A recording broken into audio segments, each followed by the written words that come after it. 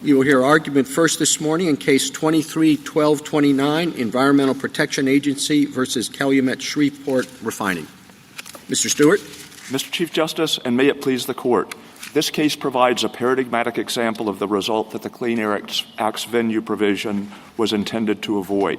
The April and June 2022 denial actions at issue here resolved a total of 105 exemption petitions filed by refineries in 18 different states within 8 judicial circuits. The agency based those denials on a new statutory interpretation and economic analysis it had not previously applied. Under the approach to venue adopted by the Court of Appeals, however, several different regional circuits would have been required to consider substantially similar challenges to the agency's approach, wasting judicial resources and creating a heightened risk of inconsistent outcomes. Congress amended the venue provision in 1977 to prevent those results. The judgment of the Court of Appeals should be reversed. I welcome the Court's questions. Mr. Stewart, are there any limits to aggregating different claims and thereby determining venue in D.C.? I don't know that there are limits to the agency's authority to publish different decisions in the same Federal Register notice. We do think that there is some room for judicial scrutiny of whether what the agency describes as a single action should be regarded in that way. And so, for example, if the agency in one Federal Register notice disapproved a SIP proposed by the state of Ohio and simultaneously denied an exemption request for a small refinery in Louisiana, you couldn't cogently regard that as a single action, even if it was published in the same Federal Register notice. Well, let's just take this case with the refineries. What would be a limiting principle if you could just simply aggregate decisions about refineries? I think you could. I think in this case that the agency had particularly good reasons for publishing them together because it had issued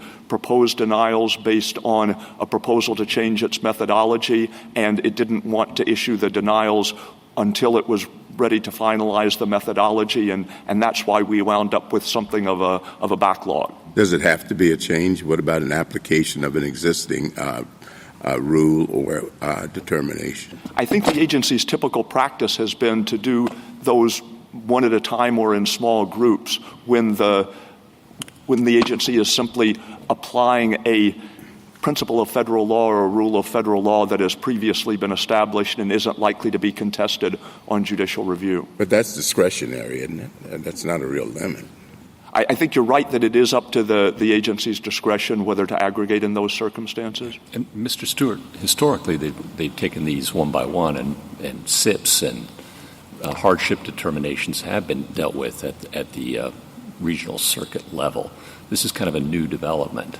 Well, I think with respect to ozone transport rules in particular, that is, review of SIP provisions that purport to carry out states' good neighbor obligations to prevent downwind pollution. I think the norm in that area has been aggregation. Well, I dealt with a bunch of SIP approvals on the circuit court, and now you've bundled them and done it differently. But up until now, these things with refineries and with SIPs have been done historically. Oh, I think you're right. I think you're right with respect to the refineries that they have been done seriatim in the past. But so this is kind of new, and I guess I'm asking what's changed other than EPA's decision to bundle them together. I think what changed was that the agency was changing its methodology, and the Court of Appeals, the Fifth Circuit, noted that EPA in these denial actions had abandoned or rejected an adjudicative methodology that it had been applying for more than a decade. So it came up with this pass-through theory. That's the new development? It's partly the pass-through theory, and it's partly the statutory interpretation. Yes. Okay, so on those, I guess I struggle because statutory interpretation, by gosh, I should hope EPA applies a consistent statutory interpretation across the country. And when it comes to economic theories, same goes. Otherwise, it'd be arbitrary and capricious. So how can it be that that's what we should look at? Well, I think with turning for a second to the third prong of the statute, the based on a determination of nationwide scope or effect. And in our view, the word determination has the implication of resolving a question that was previously unsettled. Sure, and every statutory interpretation and economic theory is going to do that, right? At some time, but I think For instance, if this court in 2025 struck down an act of Congress as unconstitutional, you wouldn't say that the court determined in that decision that it had the authority to review acts of Congress for constitutionality. Well, I guess I'm just struggling with, you're trying to a complete sea change in how these things have been reviewed in the past. And when I look at a determination, it's an action and a determination. And I look at, 7545, right? And the action is, of course, here, you're rejecting a hardship application. And the determination is, it's right there in the statute. The Secretary has to determine whether there's disproportionate economic harm to this particular refinery. And so when I'm looking for a determination, why wouldn't I look to the statute where it uses the very word? That's certainly one determination, but the agency in this context and others may be making different subsidiary determinations. I accept that that determination of undue hardship's going to rest upon a statutory interpretation and an economic theory. But how far back does somebody have to go in the chain of reasoning behind the determination that there's no undue hardship to determine where to bring their suit? This court has traditionally said that venues should be easy and to figure out at the outset of a case and shouldn't involve undue litigation. Now you're asking parties to not just look at the action, the rejection of the application, not just the determination that there is no undue hardship, but the analysis behind that, right? And I think you used the word core analysis behind it, and figure out what's the core behind a determination and an action. I guess I'd say two things. The first is that EPA, in a case like this one, and typically, at the time it takes the action, will express its own view about where any challenges should be brought. Sure, EPA has its view, but we've got a statute here, friend. It's certainly true. They've got their view, too. My point is simply that with respect to that point, is simply that the litigant is not kind of starting from square one. The litigant knows what EPA's view about proper venue is. It knows whether... Yeah, it knows the government would like to always win. Sure, okay. But when it's supposed to be determining where to bring its suit, it has to now look not just at the action and the determination that went into the action, but the reasoning behind it and figure out what part of its core. How is that consistent with this Court's repeated admonitions that venue is supposed to be easy to determine at the outset of the case? Well, clearly Congress wanted there to be a meaningful role for the D.C. Circuit, not just in reviewing the actions that are enumerated as nationally applicable. Sure, and it also wanted, regional circuits. It's a cooperative federalism system, the Clean Air Act. It wanted room for both, and we're now trying to figure out where the line is.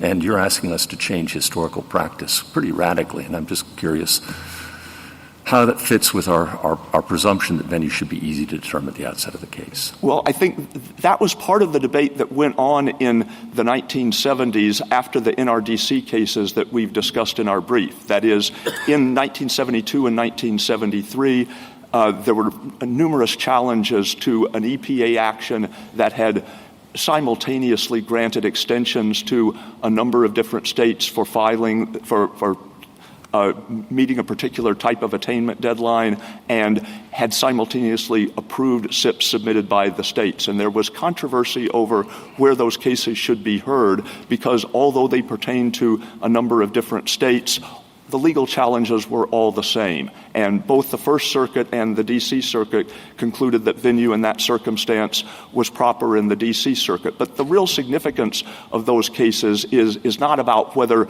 they were correct or incorrect in interpreting the statute as it then existed. The real significance was, after that happened, there was a debate in the mid-1970s, and ACUS, the Administrative Conference of the United States, recommended that the statute be amended to provide that a challenge to any EPA action with respect to a state SIP would be heard in the regional circuit that contained the state whose plan was involved. And part of the justification for that approach was, as you say, ease of administration, that you would know right off what the right forum was. But the General Counsel of EPA said, In most cases, challenges to SIP decisions will rest on state-specific circumstances, but sometimes EPA's SIP decisions will rest on what he referred to as generic determinations of nationwide scope or effect. And so, Mr. Stewart, I think the answer to Justice Gorsuch's question is that the statute is focusing people's attention on what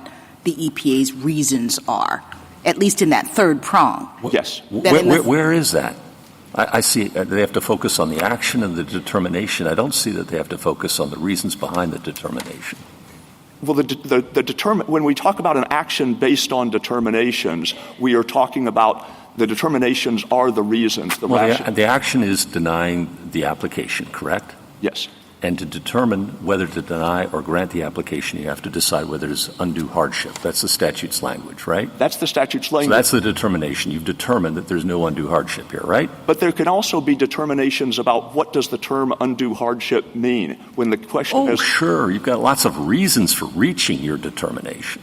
But I think what Congress was trying to drive at and what the EPA General Counsel had in mind was you are correct that in every case the EPA is going to be applying some kind of general federal rule or policy or framework to local facts, or at least for any locally or regionally applicable action. You'll have some of both. And the venue provision will work best if cases are routed to the D.C. Circuit when the general methodology is likely to be the subject of the judicial challenge, because those are the cases where you have the greatest risk of duplicative judicial resources and inconsistent outcomes. Can I say it in another way, that the venue provision appears to be designed to direct challenges that will turn on local facts and issues to the local circuits, and challenges that turn on national facts and issues to the D.C. Circuit. Now, I know that's very generalized, but to the extent that the challenge in this case and other cases is, for example, to the EPA's economic analysis, which it drew in this case from national market evaluation, and it applied to all of the different refineries this national economic analysis.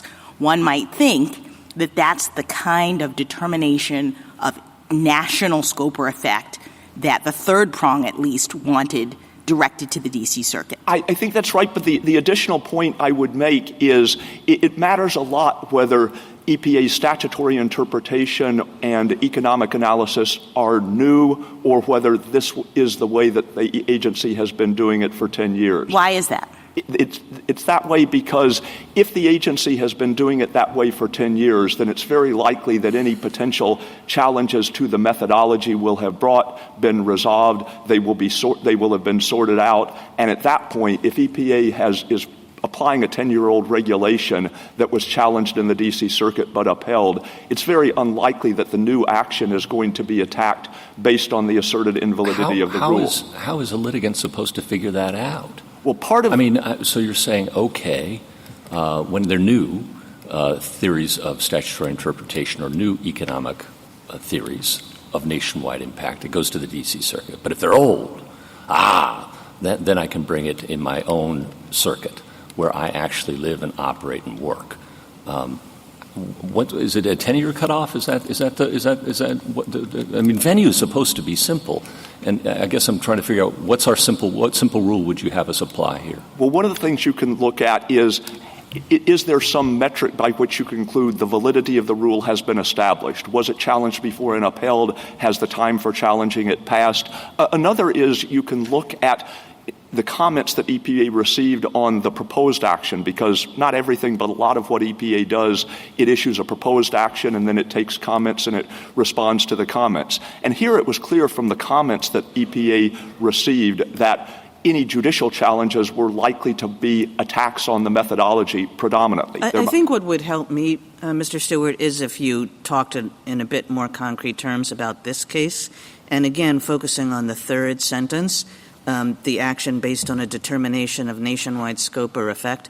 What was the determination of nationwide scope or effect that you are saying drove all of these decisions? The two determinations of nationwide scope or effect that we've emphasized are, first, the statutory interpretation, the requirement that the economic hardship come from the blending requirement itself and not from other economic circumstances. And the second was the pass-through theory, the presumption that generally small refineries can pass their costs of compliance along to their customers. And those... And how responsible were those two findings taken together for the actual determinations made? They were... all of the petitions were denied. Now, it's true that EPA, with respect to the pass-through theory in particular, gave each refinery an opportunity to rebut the presumption and show that its own circumstances were different, that it couldn't pass through the costs. But certainly the challenges in the various litigated proceedings have focused predominantly on the validity of the nationwide determinations. They haven't primarily been... What would you have to do to rebut the presumption? Is that a very high bar? Is that why it wasn't met in any case? I would think it's a pretty high bar. So your essential argument here is look, there's the statutory interpretation plus there's this, what did you call the other one? The economic analysis? The economic analysis that together was basically determining what decision was going to be made in all these cases. There was, a way for you to come back and say it shouldn't happen here, but not really. And, given that, everybody would want this to be done in one court because one thing was driving all of these decisions across the country. Yes, exactly. But Mr. Stewart, finish. Go ahead.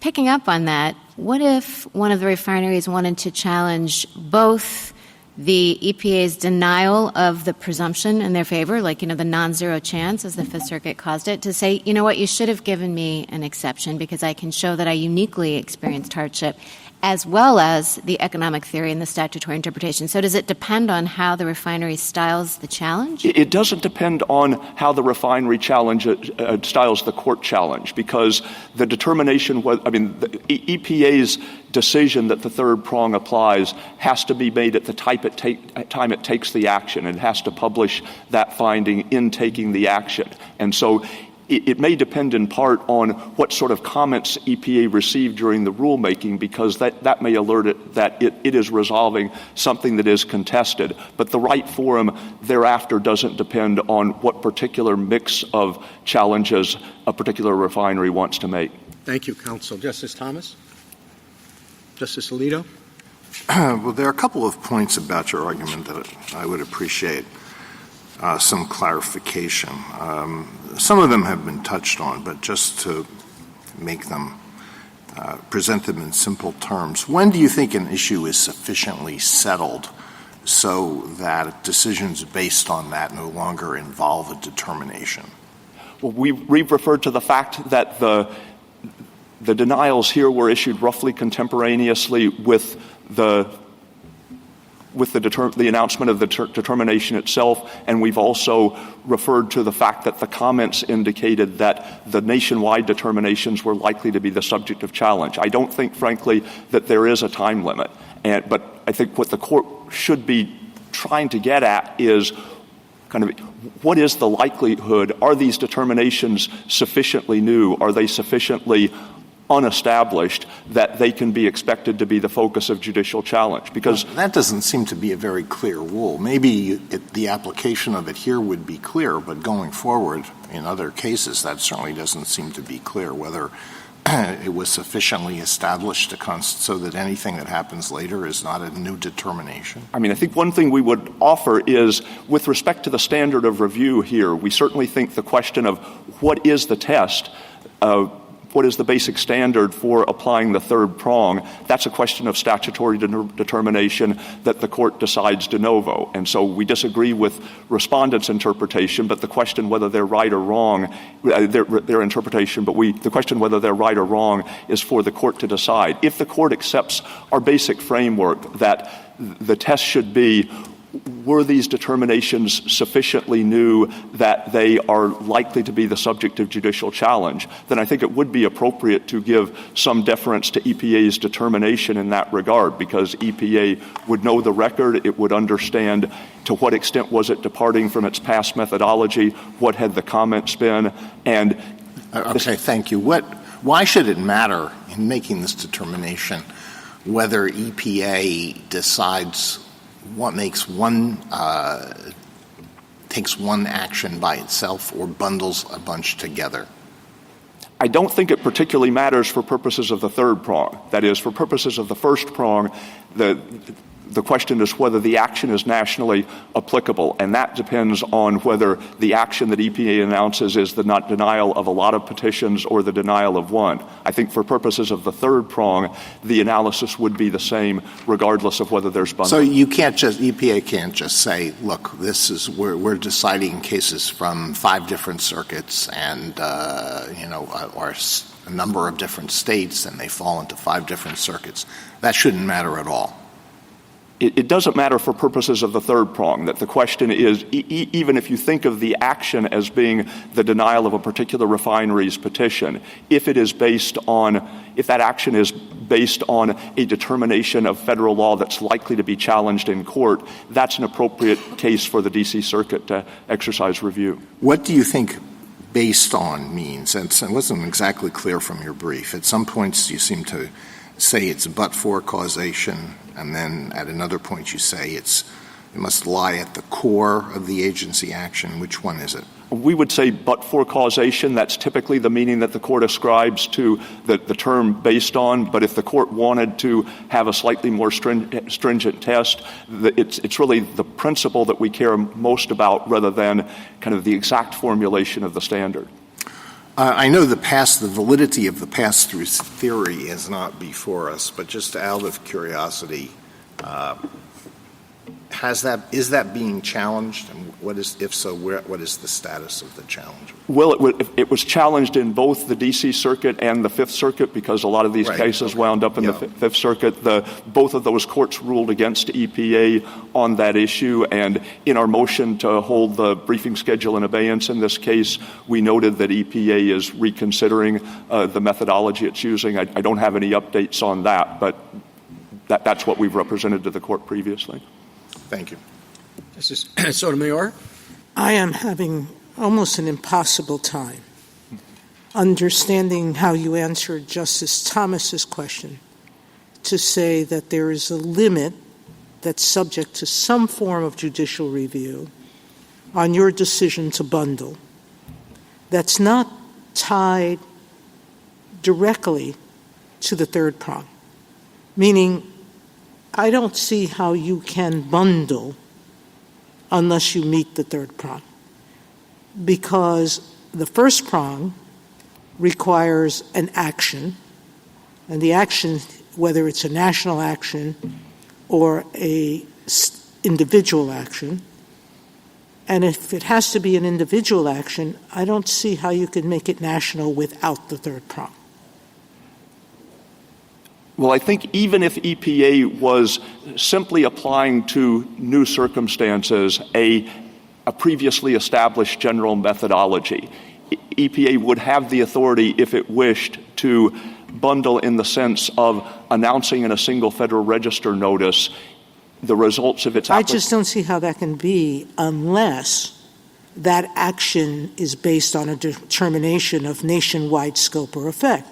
I can't see how you can bundle a New York, and you said you can't, bundle a New York and Pennsylvania denial of a SIP and call it nationwide. I think absent a determination of nationwide scope or effect. I think the answer to your question turns on our limiting construction of the word determination. That is, if EPA granted or denied, let's say, 4 different refinery proposals in a single action, if it were simply applying its pre-existing methodology, a methodology that no one was likely to challenge, but it was applying that to disparate circumstances around the country, nothing would prevent it from announcing those dispositions in a single Federal Register notice. The reason we would say those don't turn on a determination of nationwide scope or effect is that the legal principles would be pre-existing and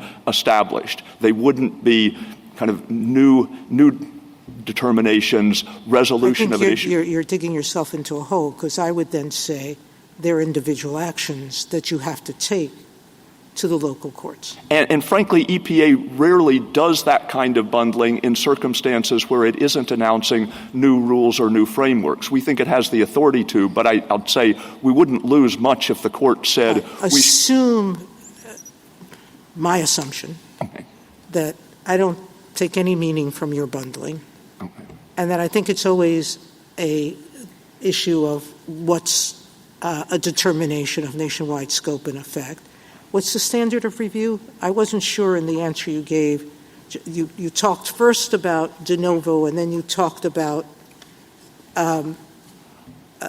deference. So I would assume it's only the third prong. Right. All right?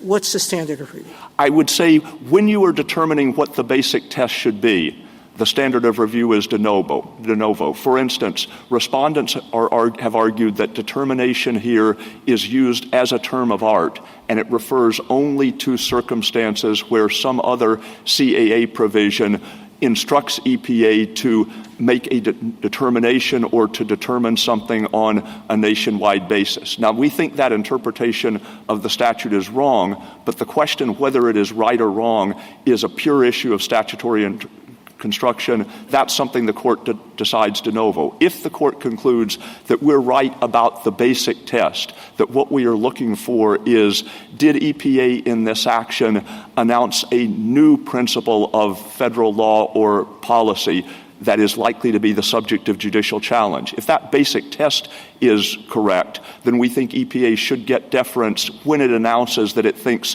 the test is satisfied with respect to a particular action. Thank you. Justice Kagan? I don't know, Mr. Stewart, you're making this much more complicated than I came in here thinking it was. The way I thought about it was if you have a set of individual actions, but they're all based on a common denominator such that you know how all the individual actions are going to come out, or almost all, or generally all, such that state circumstances are just not playing much of a role, then it should be in one court, because that's really all that is going to be up for judicial review. So whether it's old, whether it's new, you just look and you say, did one nationwide decision or two nationwide decisions in this case drive all of these individual decisions, or almost all or most of them? And if it did, you don't want 11 circuits dealing with the same question. And if it didn't, because there are lots of individual circumstances coming into play and relating to, it's like both all mixed together so that the individual circumstances really are going to count and different decisions are going to go different ways, then you do want them done by different courts. So, that might be just a intuitive way of dealing with it, but it seems like a lot simpler to me than what you're pitching. Well, I think part of the reason that we focused on determination as we have is the strongest argument on the other side is that whenever EPA makes a site-specific determination, it is always applying some nationally applicable rule or framework or policy. If it didn't do that, the other side appropriately points out, we wouldn't have any assurance that... Yeah, sure, there's always some nationwide determination in the mix, but if it's the kind of thing where that nationwide determination, as applied, is going to come out differently on different decisions, depending on local conditions, then you don't want it in the D.C. Circuit. Well, I have a pretty strong intuition, I won't tell you what it is, about both of these cases. And one goes one way and one goes the other way, because one, everything is being decided by the nationwide determination, and the other, pretty much nothing is being decided by the nationwide determination. Well, I think the nationwide determination, the new principle of law, can be very important and can arouse great controversy, even if it doesn't by itself preordain what the outcome of any particular proceeding is going to be. I mean, I'd look at this court's practice, for instance, in cases where this court determines that the Court of Appeals has erred in its analysis. It's not uncommon for the court to announce the right analytic framework and then send it back to the lower courts to figure out how that framework applies to particular circumstances. It leaves it recognizes that its announcement of the framework doesn't necessarily foreordain the outcome. It leaves the last stage for the lower courts. But what this court is still doing is still terribly important, and it's the task this court is performing is the type of task for which it's important that there be centralized review, that you not have a lot of courts making the same determination of federal law without some means of bringing harmony to them, even if that determination doesn't dictate the outcome in a particular case. Thank you. Justice Gorsuch? Well, harmony can also be achieved through appeal, right? I mean, yes. I mean, the government's not afraid of litigating in appropriate forums across the country, right? That's correct. And if there are circuit splits over the meaning of the law, you know how to bring them here. Yes. All right. And so I just want to explore the two tests you've offered us, the but-for test and the core test. Those are the two. And you're happy with either one? Yes. Yeah. So the but-for test, I would think, would capture pretty much any time you have a standard statutory interpretation or economic theory. Because but-for, you wouldn't have reached the result, right? Well, no. I mean, with respect to a particular outcome, you could have EPA issuing rulings in the alternative saying under our preferred approach, the small refineries petition should be denied, but even under our old approach, this particular refinery wouldn't be entitled to an exemption. But either of those statutory interpretations would be a but-for cause of the ultimate. One or the other would have to be at least a but-for cause. Well, no, I think if you said under either approach... Let's make it easier. I have one standard statutory interpretation. I'm going to apply to all of these cases. That's a but-for cause. It would only be a but-for cause if there would be a different outcome under some alternative interpretation. Right. Okay. Yeah, exactly. But it was a but-for cause of the denial in every case. Again, only if there would be a grant of the exemption under some alternative. Sure, some court's going to have to decide whether that is a correct interpretation and whether there's an alternative that's preferable. But the interpretation on which EPA is relying to deny the application will be the but-for cause in every case. So it captures everything.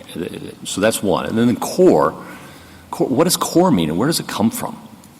I mean, I think we were trying to get at circumstances where we were trying to weed out circumstances where EPA in the course of an action may announce some principle of federal law, but it is so peripheral to the decision it's actually making that it doesn't appear likely to affect the outcome, and consequently, it doesn't appear likely to be the focus of judicial challenge. No, I get the impulse. I'm just not sure where it is in the statute.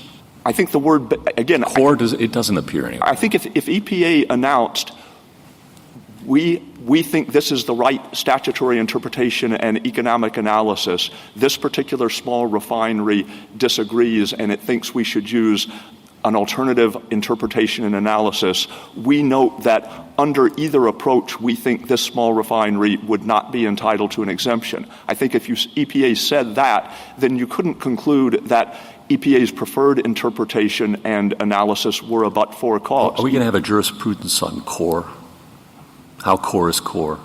Again, is that what you're inviting us to do? No, I think if the court adopted our basic test, then it would be appropriate to give some deference to EPA's judgment about how integral to its overall analysis was a particular principle of law. And Thank you. Justice Kavanaugh? On the reason for all of this in the first place, Congress's reasons for all of this in the first place, obviously it wasn't just harmony. I thought it was also, but correct me if I'm wrong, speed.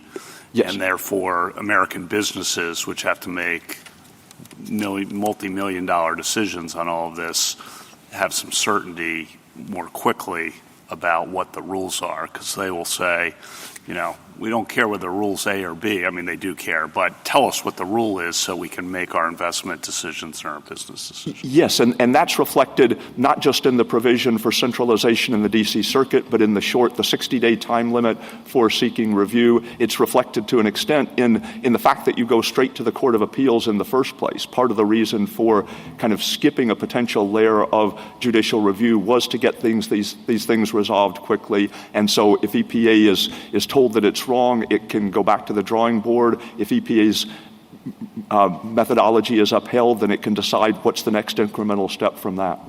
The fact that we're having this argument, though, suggests that Congress might have missed the mark on that. But anyway, that was the idea, right? Then on ease of application, which Justice Gorsuch rightly raises, I just want to zero in on the deference point. Your point there is when, I think, when EPA makes and publishes and says it's making something based on a determination of nationwide scope or effect, that itself will receive deference. Again, if you think that EPA is applying basically the right standard. Assume that, yes. Then it gets deference in how it applies it in a particular case, which helps with respect to ease of application. Yes. Okay, and then if it does go to the D.C. Circuit and the D.C. Circuit rules for EPA, I just want to make sure you agree with this. Obviously, there won't be a circuit split on anything, so when it comes to this court on cert, we need to be more attentive to cases like that than we might be in certain other cases. I agree, and it's kind of like the Federal Circuit and patent cases that with respect to categories of litigation that can't produce a circuit split, then obviously the court is going to take cases even when some of the usual metrics for what's a cert-worthy case are absent. Good. Thank you. Justice Barrett? Just to crystallize your position, Mr. Stewart, can you point me to the best textual and contextual evidence that a determination is this issue of unsettled issue of statutory interpretation rather than the decision that the underlying hardship exception doesn't apply? I mean, I think that the basic reason that the two shouldn't be equated is that the statute refers, and this is at the kind of the carryover sentence from 31A and 32A of the appendix to the government's brief. It says, notwithstanding the preceding sentence, a petition for review of any action referred to in such sentence, namely an action that is locally or regionally applicable, may be filed only in the United States Court of Appeals for the District of Columbia if such action is based on a determination of nationwide scope. So the distinction, the use of the words action and determination, you would say is your best evidence? Yes, and the linkage based on indicates that the two are not the same thing.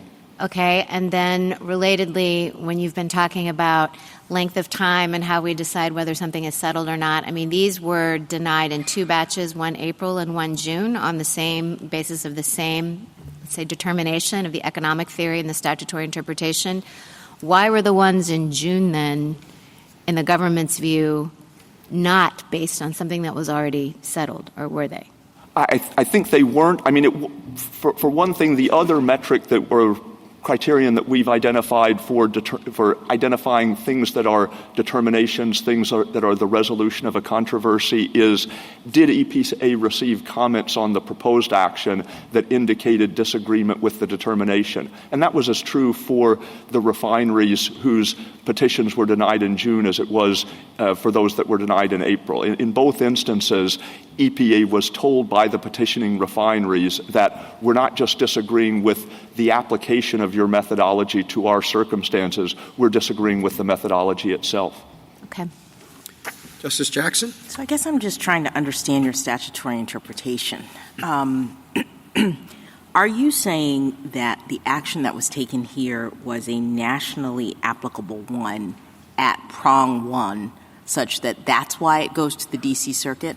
Yes. We're making two arguments. Our first argument is because this was the denial of 21 small refinery exemptions rather than only one, it was nationally, and the refineries were spread out all over the country, it was a nationally applicable action and it goes to the D.C. Circuit under prong one. But then we're also arguing in the alternative, if instead you view the action as a matter of law as separate denials of 21 different petitions, we would say each of those denials falls under prong 3 because each denial was based on a determination of nationwide scope or effect. All right. So going back to the prong 1 issue, help me to understand your argument. I mean, if the EPA had issued each of these denials on a separate piece of paper, would you still say that they belonged on the D.C. Circuit? No. I mean, I think our argument does depend on the proposition that you attach a lot of weight to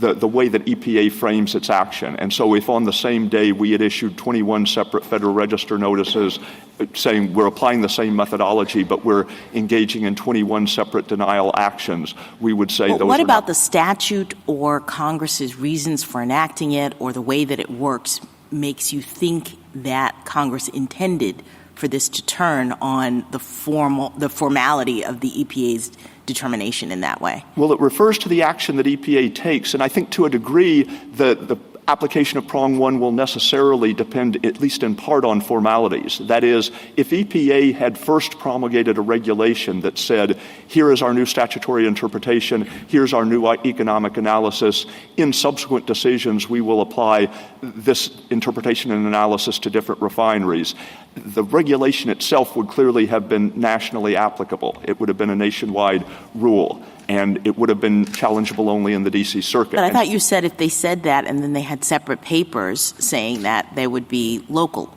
No, I was – perhaps I misunderstood the hypothetical. I was saying – So here's the hypothetical. The EPA issues an order that consists of a single page for each refinery. And assuming that the order says we are applying this methodology and concluding on that basis that your refinery doesn't meet the criteria, if it's announcing the methodology in the same document where it announces the denial, then that would be a single state-specific action. I had in mind a circumstance where EPA proceeds in 2 steps, first promulgating the rule and then issuing separate actions that apply it to different refineries. And our point is the fact that in the denial actions here, EPA chose to announce the new methodology in the same document as its application shouldn't affect the nationwide applicability. Thank you. Thank you, counsel. Mr. Waxman? Mr. Chief Justice, and may it please the Court, the core objective of Section 307B is to avoid inconsistent rules arising from duplicative litigation in the administration of the Clean Air Act. Yet under the ruling below, 8 different courts of appeals will be passing on the merits of EPA's standards for eligibility under the small refinery exemption, producing, as is already evident from the 2 circuits that have opined, different substantive standards, completely the opposite of what Congress manifestly intended under the National RFS program. Now, there's been a lot of discussion about prongs 1 and 3, and maybe some discussion without identifying it as prong 2, which is the locally or regionally applicable.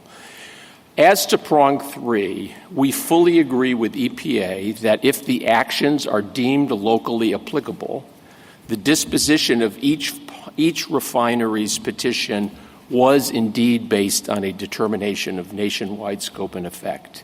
I have some different answers to some of the questions posed in particular by Justice Gorsuch and Justice Alito, which I hope I'll get to. But I want to emphasize at the beginning, picking up, I think, on what Justice Jackson's questions were alluding to, that we think that EPA's actions, whether they are considered individually or together as bundled by EPA, were nationally applicable under the first prong for 2 reasons. The first reason is because they announced and applied a standard for all refineries regardless of location. This was an avowed statement by EPA in these adjudications. And second, the second reason relates to the ubiquity of the RFS program, where every individual exemption determines as a matter of law the renewable fuel requirement binding all non-exempt obligated parties and the total volume of renewable fuel that must be purchased such that the legal effect of even an individual SRE adjudication is nationally applicable insofar as it necessarily affects the blending obligations of non-exempt obligated parties and will necessarily affect the total amount of renewable fuel that is used in the United States. Now, I guess I should say I welcome the Court's questions. Mr. Waxman, one question. You say that this is a nationally applicable rule. How many refineries would have to be involved for it to be nationally applicable? It is just more than one? So I think, Justice Thomas, in this case, since the standard announced and applied avowedly will apply to every refiner wherever it is located in the United States, regardless of location, that is national applicable. I don't think nothing in our submission, I hope this gets to your question, depends on whether you agree with us and the House report that any legal issue that can be adjudicated in two different circuits is nationally applicable under the first prong, or you agree with my friend on the other side that it has to be all 50 states. The point here is that when EPA announces and adopts a standard, either in a regulation or other final action, that it says will apply to petitioning refineries regardless of location, that is national. Now, I don't think, just anticipating my friend's argument, that the rule that that it cannot be that it has to apply to all 50 states in order to be national, that's completely inconsistent with the manifest purpose of the 1977 amendments, and it's also manifestly not true because there are many provisions of the Clean Air Act that don't apply to all 50 states, including the renewable fuel standard. But let's just, if we would just limit it to the refineries for now, and small refineries, how would you know whether it's nationally applicable? Well, I think if EPA adjudicates an individual refiner's exemption application by announcing and adopting a new metric that will apply to all refiners, it is nationally applicable. Wouldn't it be just accepted that if EPA announced a rule with respect to one refinery, and that it would apply the same rule to future refineries? And would that make it a national rule? Yes, I think so. The mere fact that's our position. Now, I recognize that neither of my friends in this case agree with this, but I think, following on what I took to be the point of Justice Jackson's questions, I don't see why it's not true. If everybody agrees that if EPA announced a regulation that said, from now on, all SRE applications are going to be adjudged under the following metric. Number one, the small refinery has to prove causation. That is, it has to prove that the disproportionate hardship that it is experiencing is due to the RFS obligation and not for some other reason. And in evaluating that case, based on our economic analyses and economic common sense, we presume that RFS, that RIN costs can be passed on to consumers. That is a rebuttable presumption. If that were done in the context of a regulation, even my friend on the other side agrees it would be nationally applicable. Mr. Waxman, here's where I need help. If you're right about that, I guess I don't understand how we ever get to prong two. It seems to me that I don't understand the distinction between 1 and 3, meaning it seems like every case would be one in which you would say that there is a nationally applicable standard because, as Justice Gorsuch pointed out, we would hope that the agency would have consistent metrics for making these determinations. So it's sort of a given that the agency is going to be applying some standard, and in our country, a standard that is consistently applied across every applicant. So then how do we ever have a local determination in that scheme? So I think my answer to the question is the same answer to the question I would give to Justice Gorsuch's question about prong 3. How can you determine that it is of what is a determination of nationwide scope and effect? And Justice Alito's question about, so what's the bright line? What's the metric under which you can decide that? I think the same applies to our first theory for why this is nationally applicable under prong 1, which is it is not an action of a nationally applicable action, and it is also under prong 3 not a determination of nationwide scope and effect if it is simply applying settled law. Now, I appreciate the questions about at what point does law become settled and why does that matter for determination. In our view, law becomes settled when either there is a court ruling, and presumably it would be under prong 3 or prong 1, a ruling of the D.C. Circuit saying EPA is right or EPA is wrong. The application of that national standard thereafter, would not qualify under prong 1 or prong 3 in our view. Even in the absence of a D.C. Circuit adjudication, this statute, this very unique statute, has a 60-day limit on challenges to any regulation or final action. It's a pretty strict time limit that's included in the same subsection that we're deciding.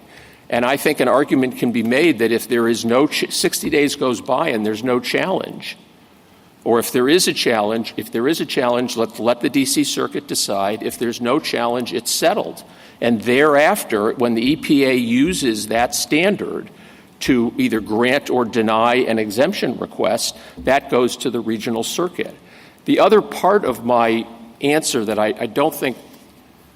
I'm not sure was fully answered in response to the questions before is like, what is it how are you defining determination? I think this was maybe Justice Barrett's question.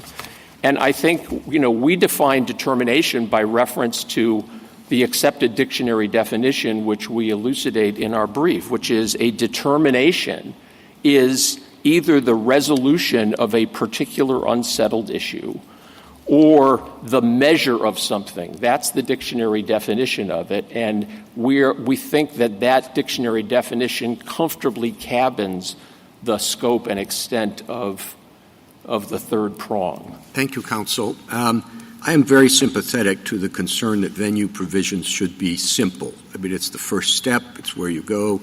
It's not about the merits at all, and you don't want to spend a lot of time litigating that. And you've suggested that your standard just recently is a simple one. In what respects do you think Mr. Stewart's proposal is not simple? Well, I think Mr. Stewart's proposal is simple. And I think it can be prong 3, with which we agree, can simply be decided by a proper understanding of the definitionary terms of what is and isn't a determination. As to prong 1, while I agree with him that the relevant actions in this case are the two consolidated actions in April and June, we have proposed in our briefing 2 other tests under prong 1 that, if anything, are even more straightforward and don't depend on bundling. One is the point that I've been discussing earlier about if it is an action that announces and adopts a new standard that will be applied across the country, it is nationally applicable. The other, which in some ways is the simplest, but is a real consequence of the ubiquity of the RFS standard, which was adopted long after these 1977 amendments, is that every adjudication of a small refinery exemption is nationally applicable as a matter of law, because it will determine, as a matter of legal consequence, the refining obligations, the blending obligations of non-petitioning refiners. Thank you, Counsel. Justice Thomas, anything further? Just briefly, Mr. Waxman, you discussed determinations a minute ago, but what would be your view of based on? I think that's important as to what content you give that. So we think that based on means essentially two things. There are two requirements for an action. The action in these cases was the denial of the exemption. Based on means that it is a but-for cause or an essential premise of the action, and that it resolves an unsettled issue or that it establishes a standard. When you have those two things, you can say confidently that the action is based on that determination. I hope that answers your question. It's the best I got. Justice Alito? Justice Sotomayor? There's a number of lower courts that have said, with respect to the question of whether a denial is nationally applicable, that what you have to look at is not the downstream consequences of the EPA's determination, but what is the effect on the parties? Is it a national effect or not? One of your two suggestions that I see as downstream effects. Yes, there are going to be people from each petition who might have to do something more later and something less if they're denied. But why isn't that just a pure downstream effect?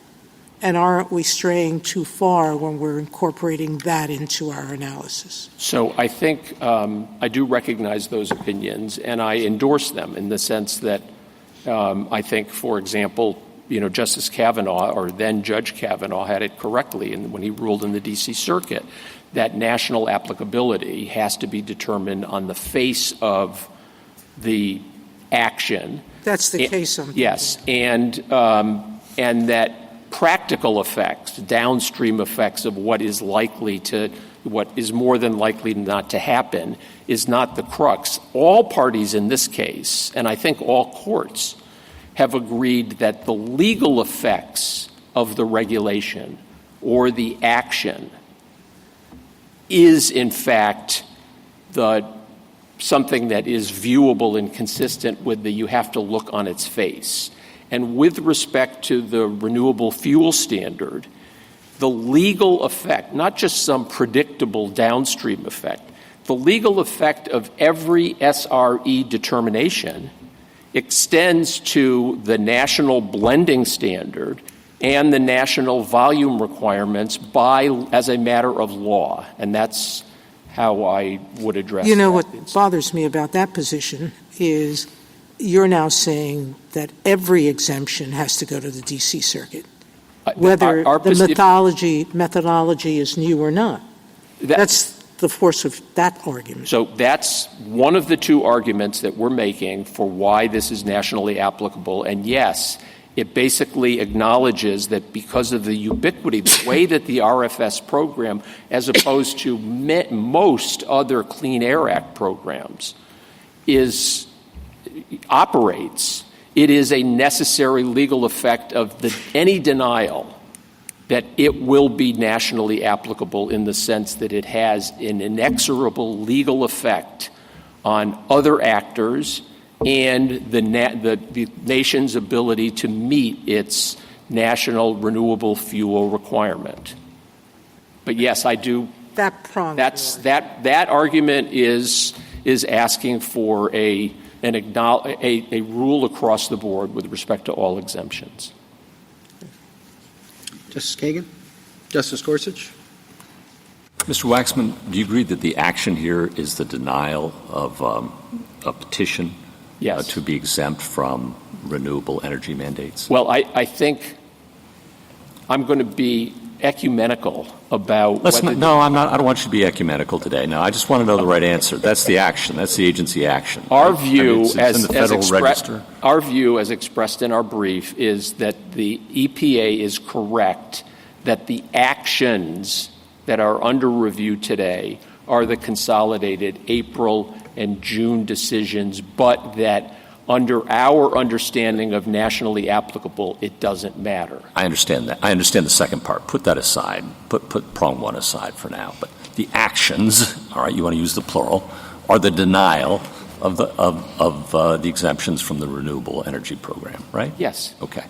And to make that action, EPA had to make a determination about whether there's a particular hardship for a particular refinery, correct? Correct. Thank you.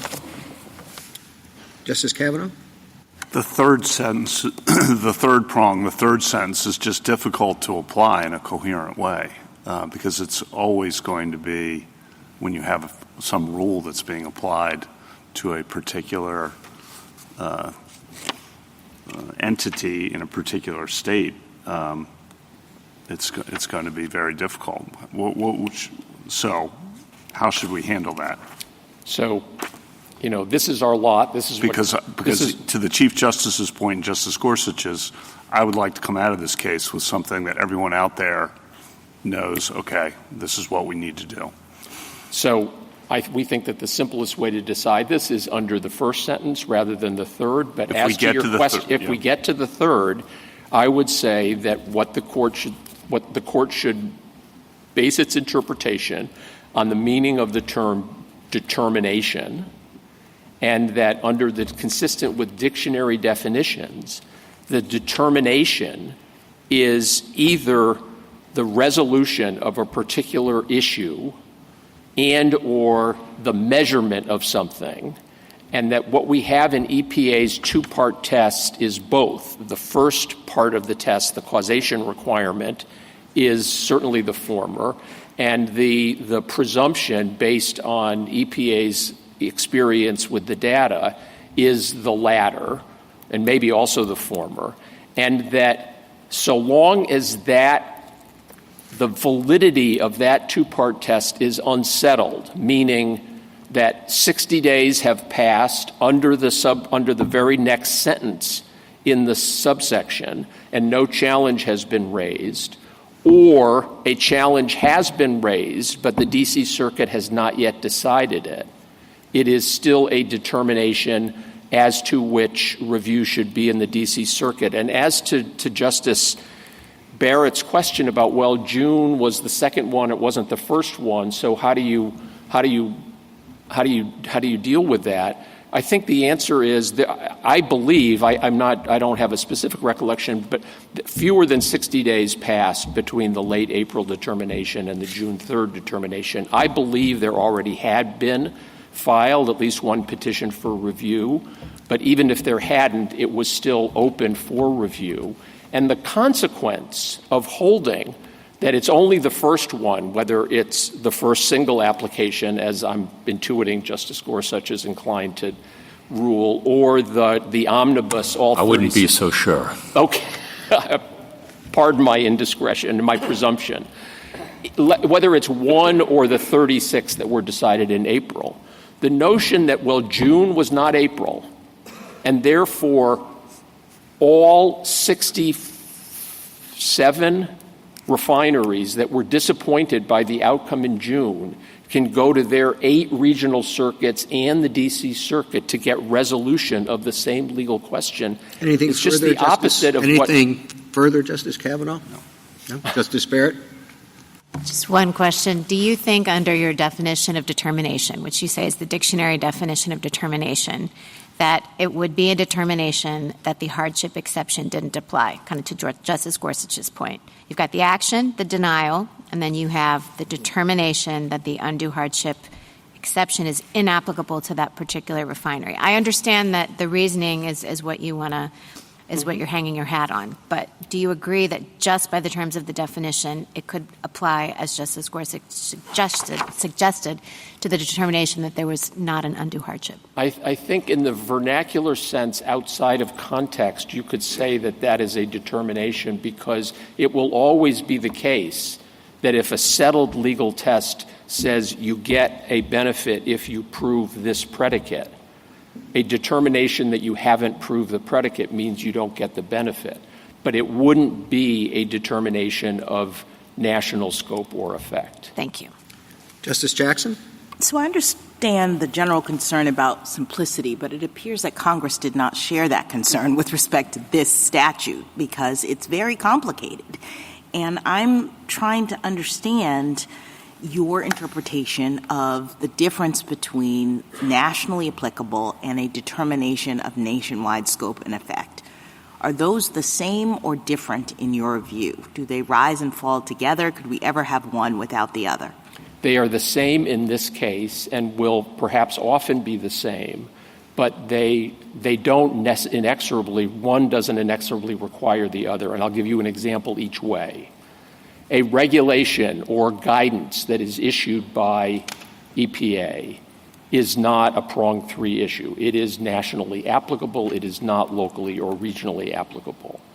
Likewise, SIP denials, that is state implementation plan denials, are not only specifically listed under the second prong, but courts have recognized, and Justice Gorsuch underscored with his questions today, they are the paradigmatic local or regionally applicable determination because it just asks the question, did this state plan satisfy the state's requirements under the national ambient air quality standards? But the courts have recognized repeatedly that if in the course of denying or granting a SIP application, EPA adopts a new rule. EPA says, well, there's a new NAC requirement for ozone, and you haven't met it. Those cases all go to the D.C. Circuit, and that's the example that General Counsel Frick was addressing in his comments in 1977. Thank you. Thank you, Your Honor. Thank you, Counsel. Mr. Houston? Mr. Chief Justice, and may it please the Court. The Clean Air Act's venue provision requires a court to look to the text of the chapter to determine whether an EPA action is nationally applicable or is instead locally or regionally applicable, and what that action was based on. When EPA, for example, uses a rulemaking to set requirements for all regulated parties wherever they're located throughout the nation, that's a nationally applicable action. But the relevant text of the chapter here, Section 754509, makes it clear that EPA's actions on hardship petitions must be locally applicable. You can find that text on page 23A of our red brief. Unlike the pre-2011 regime, where all small refineries throughout the nation were entitled to an exemption, the text now requires each individual refinery to make its own case for hardship relief. Quote, the refinery must demonstrate that it would be subject to a disproportionate economic hardship.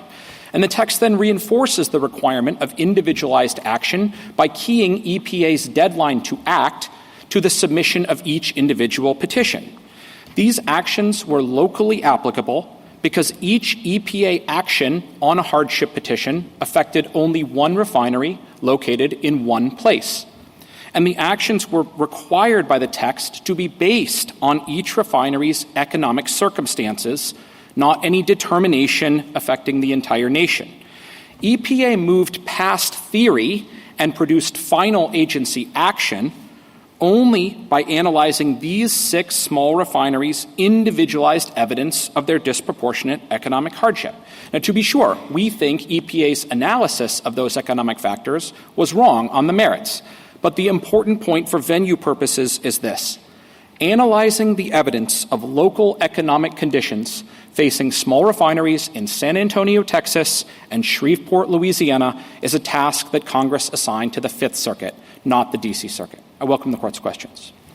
But the argument would be if EPA develops a new rule and applies it to the refineries, that is a nationwide rule. That at least that's how I understand their argument. Justice Thomas, I think EPA is very clear in this case. You can see this at PEDAP 330 in the denial decisions. They say this is not a rulemaking. If EPA wanted to promulgate a new analytical framework and centralize review of that framework in the D.C. Circuit. Well, let's say a new framework for determining whether or not the exemption applies to the small refineries. Yes, understood. And I think what I'm saying is if EPA wanted to set that new framework for adjudicating small refinery hardship petitions, it could use a rulemaking to do so.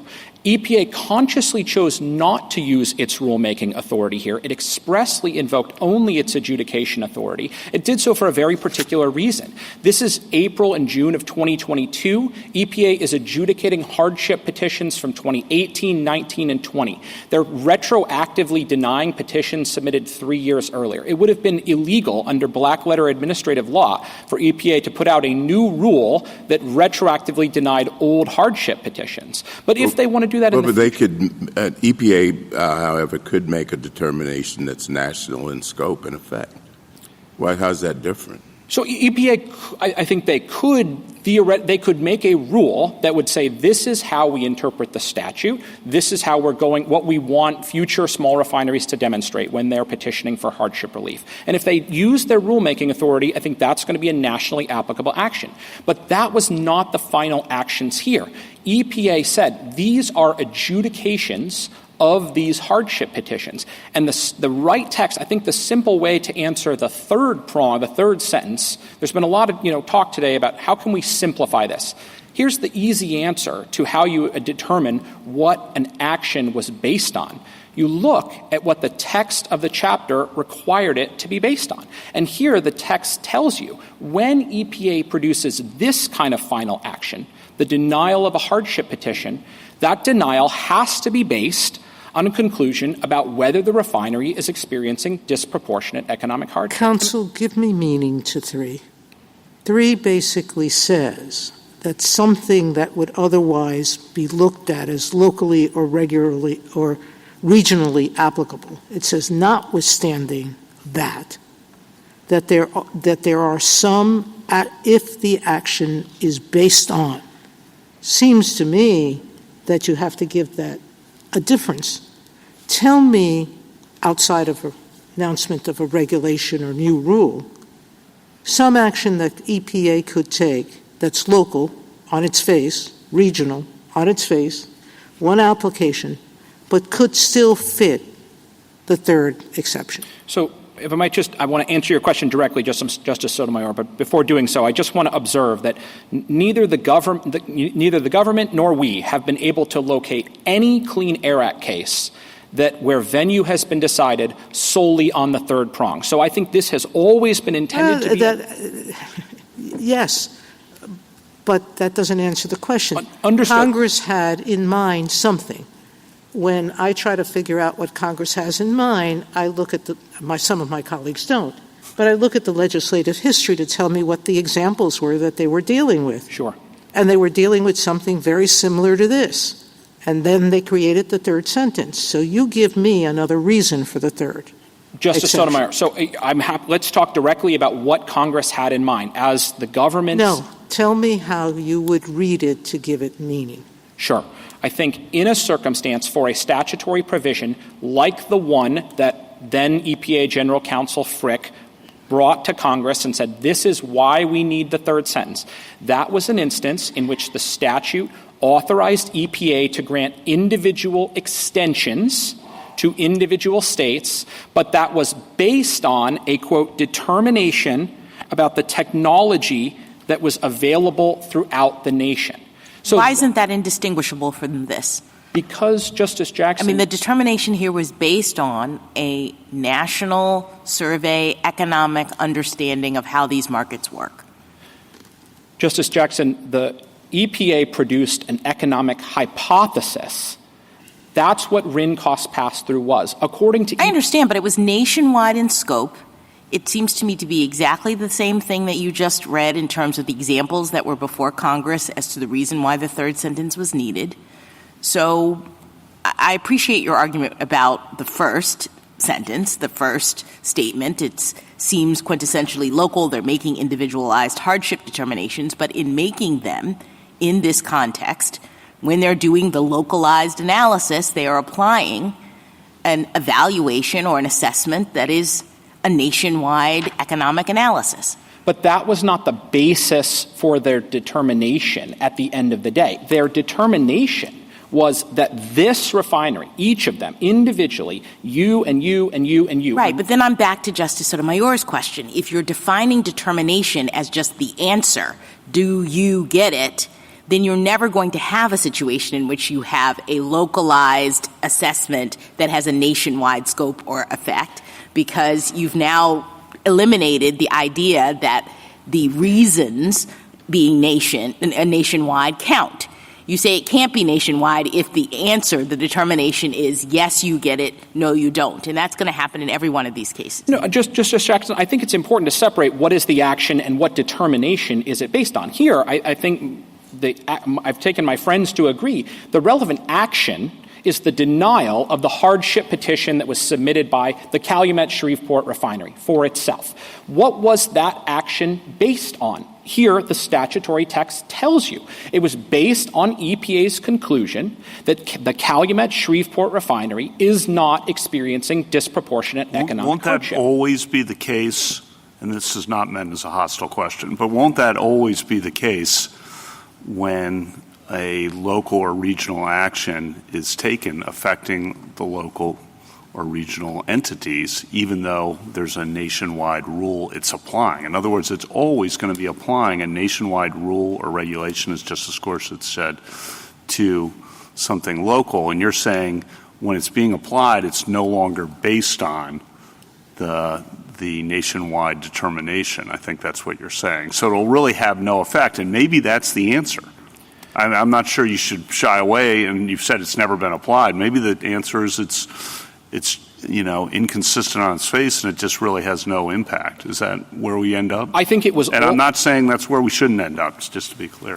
Justice Kavanaugh, I think it was always intended to be a narrow exception to the rule for locally applicable actions, which is they're meant to go to the regional circuits and get review there. There have not been hardly any. We can't find a single example where a court has adjudicated a Clean Air Act venue dispute and said this case is locally applicable, but it goes to the D.C. Circuit because of the third sentence. I'm not trying to tell you it's impossible that there could be, and I think that the sentence... But you can't articulate a good example, which maybe it is impossible. So I'll give you one. I will give you one more that we have thought of that I think comes closer to this, and that a court has suggested would get there, which is there was something called the alternative compliance demonstration approach. It's discussed in these papers. It was issued at the same time as the April and June 2022 denials. And what EPA said is, although we're denying these 2018 hardship petitions, that was so long ago that to attempt to ask those refineries to retire RINs now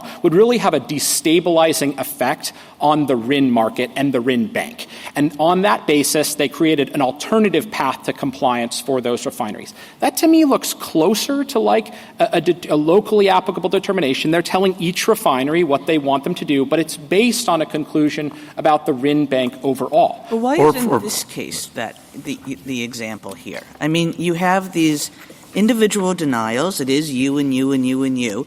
But it turns out that all these you and you and you and yous are going to come out the exact same way. And the reason that they're going to come out the exact same way is that notwithstanding all the differences among the you and yous, that there are local circumstances, there are local conditions, notwithstanding all of those, EPA has reached two conclusions that are going to drive the analysis in every case, or pretty much every case.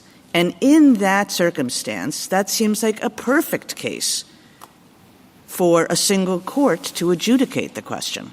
Justice Kagan, EPA did not make a determination that drove the analysis. EPA said it, quote, had an economic theory for how we expect small refineries' operations. Well, here's a determination. I mean, it's a statutory determination that hardship has to stem from the renewable fuel program. And it's an economic determination that everybody can recover their RAN costs. And that's a totally, normal understanding of what a determination means. So you have a statutory determination, you have an economic determination, and those determinations taken together are going to produce the exact same outcome in every case, no matter what the individual local situations and circumstances are. So, Justice Kagan, I would love an opportunity to talk about both of EPA's purported determinations, but let me go right to the very end of your question. It is not the case. EPA emphatically denied in the lower courts, and they deny here, that it was true that those determinations, their statutory interpretation and their economic theory, were sufficient to decide the hardship. Well, they gave you an opportunity. They gave all the different U's an opportunity to rebut what they said. It's very nice that they gave you that. Nobody was able to come up with anything to rebut what they said. Maybe in some crazy circumstance there could have been a rebuttal. But what you basically know about what EPA has done here is that it's going to apply the same way in Ohio and New York and Alabama. And so in that circumstance, you don't want the Sixth Circuit and the Second Circuit and the 11th Circuit to be all deciding the same question. You want one court to be deciding the question as to whether the EPA conclusions are correct. Your Honor, I would urge the court to take a look at the start of page 277 in the joint appendix, really moving for the next 50 pages. That's 50 pages of analysis that EPA produced just for the 6 refineries that are before you today, to say nothing of the many, many more refineries that were in this case. The opportunity to rebut the presumption was not just like some pro forma thing that didn't actually mean anything. There's pages and pages and hundreds. Was any of those pages, were they ever successful in rebutting the presumption? No, EPA didn't. EPA concluded that it, after looking at every individual refinery's evidence, that it believed that these refineries were, in fact, passing on the rate cost. EPA gave you every reason to think that at the start, that this was going to be a super high bar to rebutting the presumption, that once EPA made this statutory conclusion and this economic conclusion, the game was pretty well done. And so who is it that we should want to address those conclusions that is doing, if not all the work, almost all the work? Justice Kagan, again, I really respectfully disagree with your characterization of the fact that there was not meaningful study by EPA of the individual economic evidence submitted by the refineries. And I would just say, take EPA at their word on this point. They say, on the face of the actions, we completed a thorough evaluation of the data and information provided in the SRE petitions. They go on and on and on. And again, there's hundreds of pages cumulatively of analysis where EPA looks at the refinery-specific factors, the San Antonio refinery and how small it is and the lots that it can buy RINs, the RIN contracts that Placid has, and the situation facing Calumet, Shreveport with its competition in the Gulf Coast. EPA walks through each of this and they say, here's why that doesn't persuade me and this doesn't persuade me and the like. We certainly disagree with them about the merits of that. You know what they said? They said, this doesn't persuade me, because they had already decided, subject to somebody coming up with something super unusual that they hadn't thought about. They had already decided. And that decision was a uniform one that stretched from one end of this country to the other.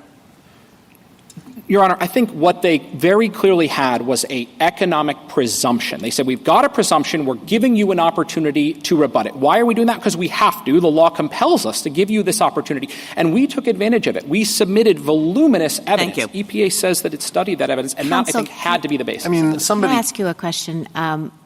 We've had a lot of talk about how it's important for venue rules to be clear. And given what Justice Kagan just said, EPA made very clear this was going to apply nationwide, and it was fundamentally shifting the way that it treated small refineries. Could you have determined, or why couldn't you have determined at the outset of the suit that the D.C. Circuit was the right venue? Why wouldn't there be clarity when you have that kind of national determination? Well, Your Honor, I suppose the clearest possible rule would just be that whatever EPA says is the right venue is the right venue. But I don't think that that's the venue rule that this statute requires. I agree with you. But given the existence of this determination on the economic theory and the statutory interpretation, and maybe the answer is, it wouldn't have been clear to us. But, given the importance of the clarity of venue rules, I just want to understand why it wouldn't have been clear to you. Maybe it would have, and you just didn't want to be in the D.C. Circuit. I think it wouldn't have been clear Because if you are Ergon Refinery, you're a refinery, one of the respondents before you, located in Vicksburg, Mississippi, and your argument is we produce 100% diesel fuel, and it's because we only produce diesel that we are economically burdened, that we face disproportionate economic hardship from the RFS, that's an argument that you would naturally think when EPA rejected my evidence, when EPA said to Ergon, that doesn't persuade us. Ergon, I think, quite rationally said, we want the Fifth Circuit, our home circuit, to have an opportunity to address the circumstances in our market. They refuse because the EPA is saying to you, we have a national rule. Doesn't matter whether you're in Aragon. The national rule is we presume you can.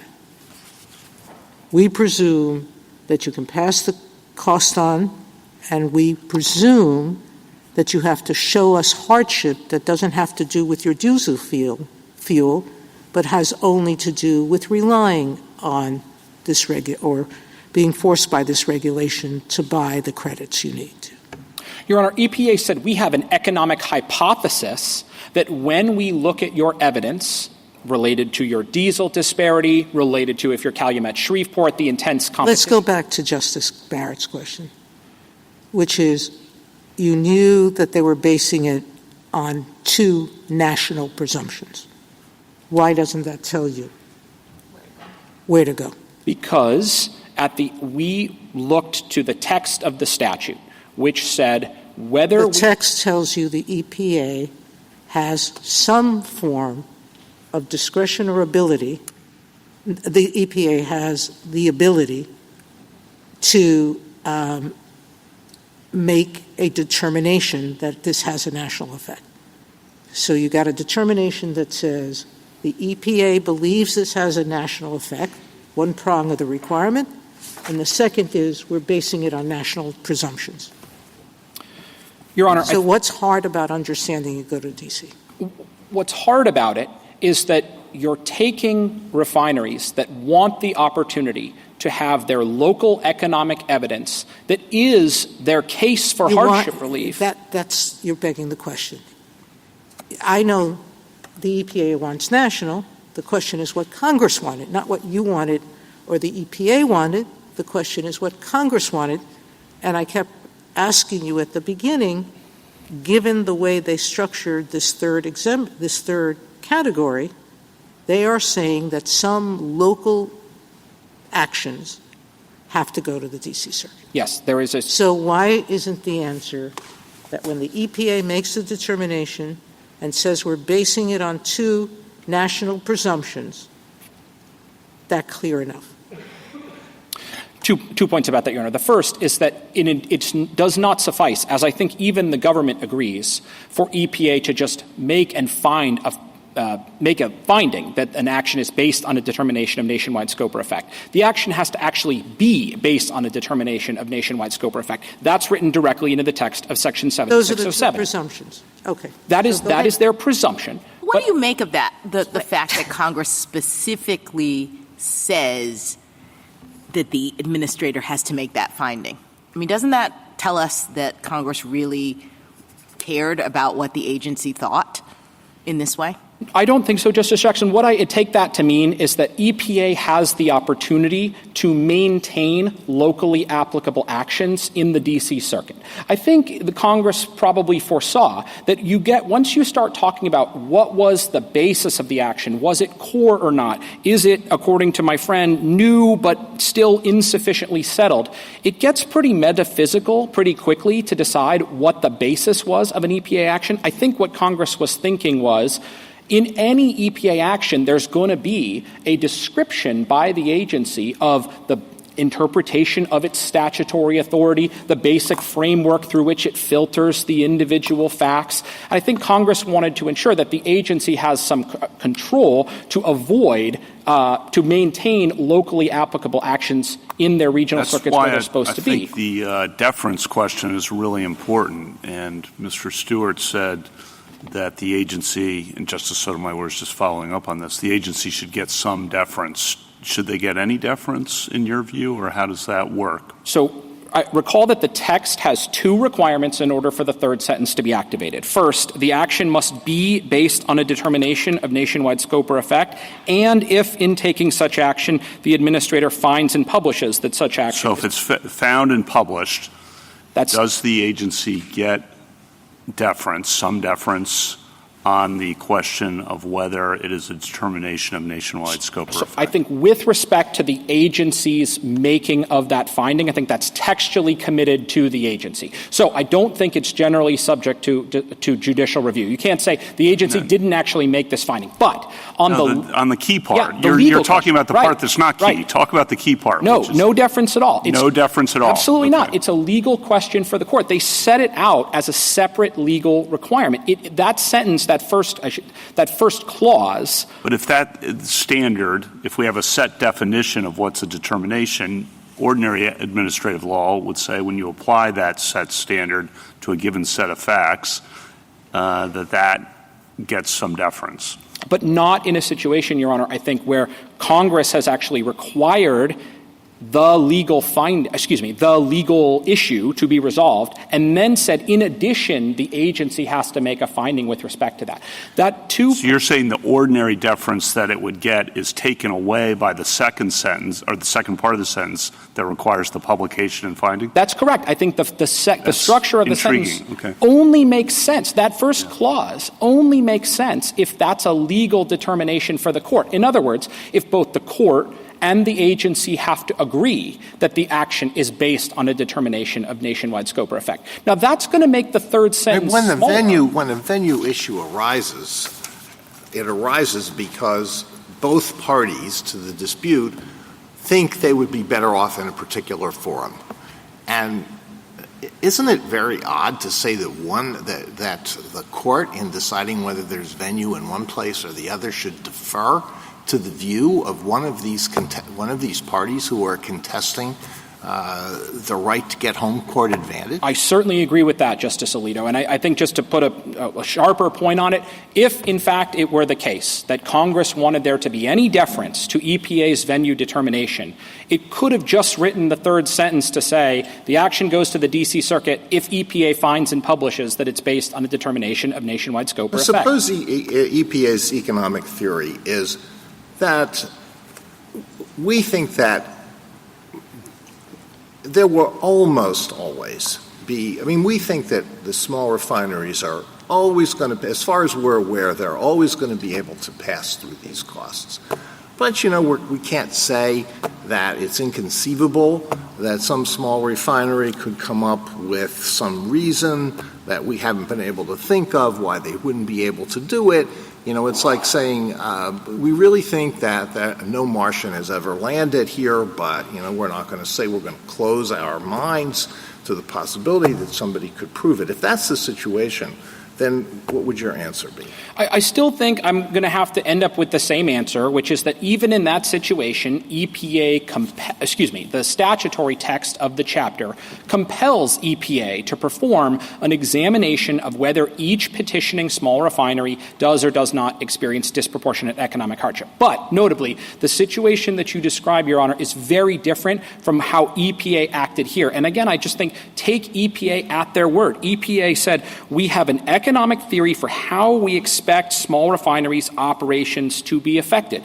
We then analyze the most current data available to determine whether finished fuels markets move in the way that economic theory predicts. So, for example, counsel, if EPA had put its economic theory in a rule and promulgated that rule, the challenge to that would have to be in the D.C. Circuit. Almost certainly, yes, Justice Gordon. And then its application in later licensing applications, you would be kind of foreclosed on that, but you might have a local challenge otherwise. Yes, I think that's basically right. I think that's how generally administrative law works. That's how I remembered it. An agency uses its rulemaking authority to pronounce how it understands the statutory framework, and what it's adjudicating. That rule would be maybe locally applicable, but it would be nationwide effect. And so the EPA could sign off on that and off to the D.C. Circuit. Yes, Your Honor, but it would be an invocation of the agency's rulemaking authority. But the problem is that that's what the third exception says. It says that the court is giving the EPA adjudicatory authority to find and publish that such an action is based on a determination of nationwide scope and effect. So Justice Gorsuch is talking about what the norm is, but they needn't have created the Exemption 3 at all. They could have just stayed to 1 and 2. Your Honor, I think that the purpose of the exception, as we discussed earlier, is for a certain kind of unusual Clean Air Act provision where the text of the chapter directs EPA to make a determination about the whole country. But that's not how this provision of the chapter works. Or it could have a rule, perhaps, that it wouldn't be nationwide, nationally applicable, but would be regionally applicable. And perhaps that rule might be reviewed in the D.C. Circuit, or it applies to an industry or whatever. Certainly if it applies to the whole industry, it says this is how we're going to regulate stationary sources or power plants, wherever they're located throughout the nation. Even if it isn't all across the nation, it doesn't have to be the whole nation. Of course, that's exactly right. If there's no refineries in Rhode Island, a rule that regulates all refineries is still clearly nationally applicable. But consider the sort of absurd textual consequence of my friend's position. The Kansas City Metropolitan Air Quality Control Region. When EPA promulgates a regional air quality action for that region, my friends say, well, that's actually a nationally applicable action. It's not a regionally applicable action because it just happens to touch more than one state and more than one circuit. I think that's just brutally hard to square with the ordinary meanings of the term nationally and regionally. To come back to the third sentence, I think the easiest way to understand that third sentence is, number one, to just keep in mind that the instructions that the court gives about it need to maintain it as a narrow exception because it's supposed to be an exception to the general rule for locally applicable actions. And then I think the easiest way to cut through the metaphysical questions about what was involved in the process of every EPA action that it might take is to simply ask, when you're looking at the text of the chapter, when you're looking for what was this final action under this chapter based on, go consult the text of the chapter and see what it directed EPA to base that action on. And here, that leads to a very simple answer, because Congress directed EPA, when it takes this kind of action, to base that action on its consideration of a refinery's local economic circumstances. And that's what that's what EPA did, according to the agency's own description. Thank you, counsel. Justice Thomas? Justice Alito? Justice Sotomayor? Justice Kavanaugh? On that last point, which I think is a good point for you, it does, I think most cases are going to end up that way, and so the third sentence ends up being a null set or close to a null set in your view, and that's fine if that's the case. Is that how you see it playing out? It's been essentially a null set historically. It has, Your Honor, and I would really urge the court not to breathe enormous life into this third sentence, because I think to do so would very significantly disrupt the balance that has prevailed in the lower courts. Now, obviously, we're here because the lower courts can benefit from some guidance about the application of this venue provision, but it has absolutely been the case that since 1977, this third sentence has been extraordinarily narrow. The government hasn't been able to come up with any case. We haven't identified one. And we've looked. It's not for lack of trying. It's hard to come up with something that fits this. I think that's okay. And just for last question, so I say it again, it's because when a local or regional action is based on a determination of nationwide scope or effect, the application of that to the particular local or regional entity will mean it's being applied. It's not based solely on the nationwide scope, determination of nationwide scope or effect. Is that right? I'm not certain I understand the question. You're saying it can't happen that it's based solely on the determination of nationwide scope or effect because it's being applied to the particular entity, right? Yes. Okay. Yes, I think that's right. It has to be applied in order to adjudicate. In other words, to Justice Gorsuch, it's not like a rulemaking. Yes. It's being applied. It's an adjudication. Correct. In an adjudicatory posture, it is almost always going to be the case that the action, a locally applicable action, will be based on the local facts and circumstances of the individual petitioner. That actually makes perfect sense because, remember, the enumerated sections of Section 7607 that Congress assigned as locally applicable, they all have that form. They're all adjudications of local factors. They're not rulemakings, unlike the enumerated nationally applicable actions. Exactly. Okay, thank you. Justice Barrett? Justice Jackson? But of course, the statute could have said something about rulemaking versus adjudication. I mean, I appreciate the distinction that you're making, turning a determination of nationwide scope or effect into something akin to a rulemaking, but that's not what it says.